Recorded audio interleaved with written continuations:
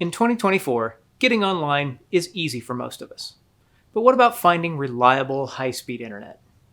If you're anything like me, you know that it can be more challenging than you'd expect. In my search for reliable, high-speed internet, a few of my coworkers suggested I try Starlink. But what exactly is Starlink? It's a low-latency, satellite-based internet service. Now, I've tried satellite internet before, and the experience was nothing short of disastrous. So what makes Starlink any different? With equipment costs nearing $1,000, what happens if I don't like it? What if it's no better than anything else I've tried?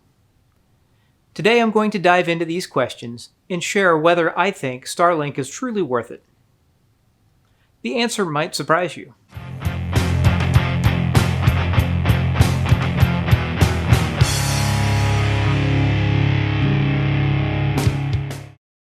Now, I'm not sponsored by Starlink. They don't know that I'm making this video. I just want to share my experience. Now, I live in rural southwest Missouri, outside of a town of 900 people. Internet access is hard to come by. Now, when we moved here in 2011, my options were very limited. I wanted to transfer the cable service from our old house. We were only 20 minutes away, but it's not available here. Now, one of my options was HughesNet. At that time, it required a phone line. I didn't want to get a phone line. I was happy with my cell phone. Besides satellite, my only other option was DSL through the phone company. The best I could get was 3 meg down by 512K up. It's really not that fast, but at the time, that was all I could get. In 2014, I started working from home. Back before it was cool. No one else could use the internet while I was working because the DSL was just so slow. A few years later, HughesNet came out with an updated version of their satellite internet. You could get speeds as fast as 25 meg down. It's free install. But the problem was, it got 98% loss over a VPN. Made working from home impossible. In 2019, the phone company upgraded their DSL service so that we could now have 25 by 2. Others could use the internet while I was working. We were getting speeds of 25 by 2. We were paying about $45 a month, and we were able to ditch DirecTV. Now, earlier this year, I was approached by a wireless point-to-point service. They were going around knocking on doors in the neighborhood. They were offering speeds as much as 400 megabits down. I signed up for the 100 by 25. They were offering free install, no equipment fee, $75 a month for the first year, no long-term contracts, so I went with it. In the beginning, I had a few dropped calls on my Teams calls, but those ended up clearing up, and it worked pretty well for a while. Now, recently, things started dropping out. Things started getting crazy. Now, recently, the upload dropped significantly. The streaming services still worked fine. Teams calls kept getting dropped. Uploading content became nearly impossible. I reported the issue, but it took them nearly 2 weeks to fix the issue. I had to work from a hotspot during that time.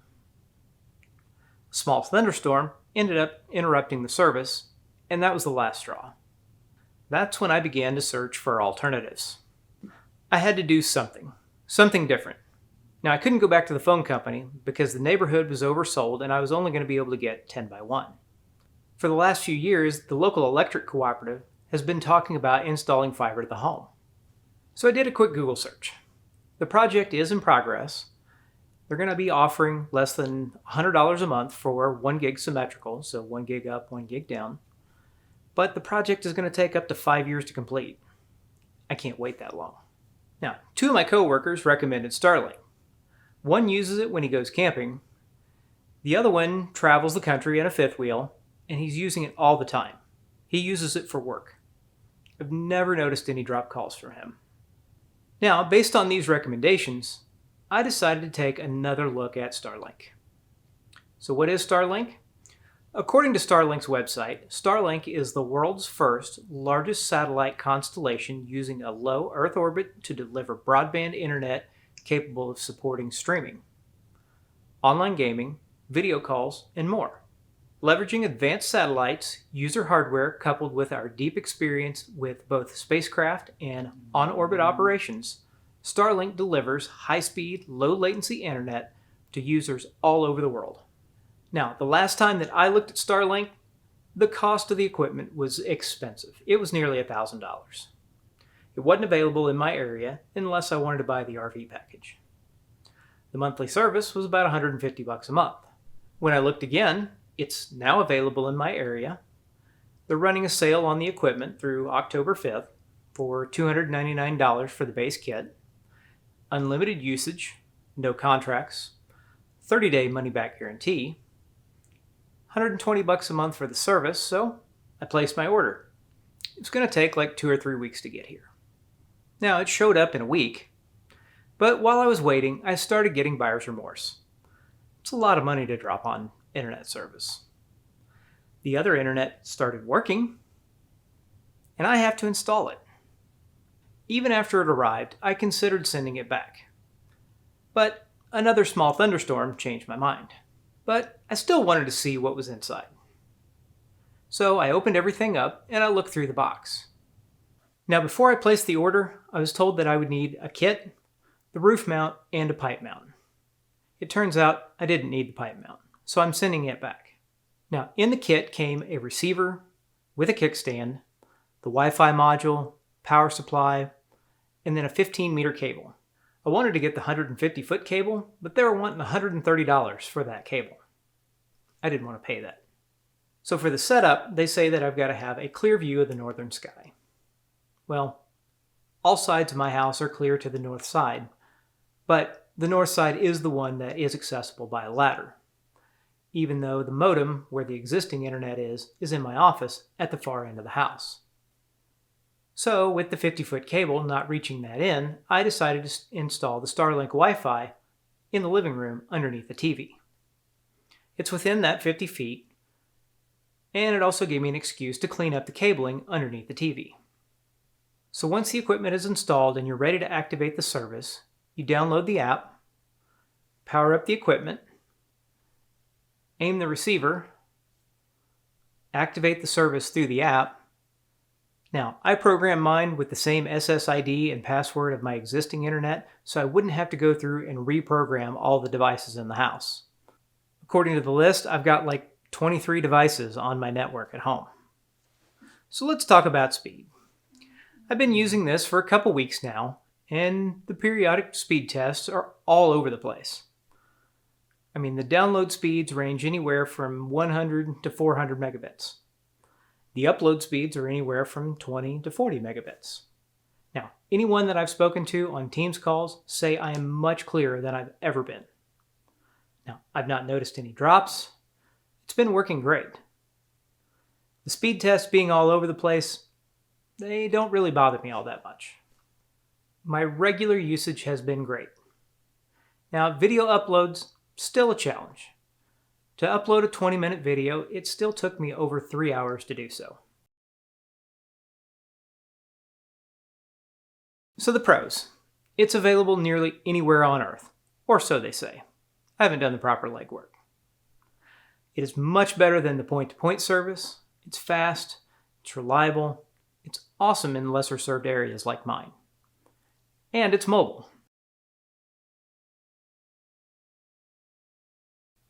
So let's talk about some of the cons. First off, it requires self-install.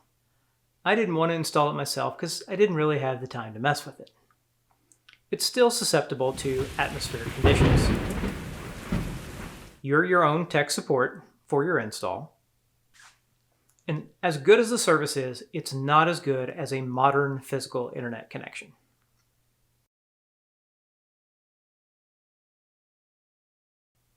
So, the answer to the question that I started out to answer, is Starlink worth it?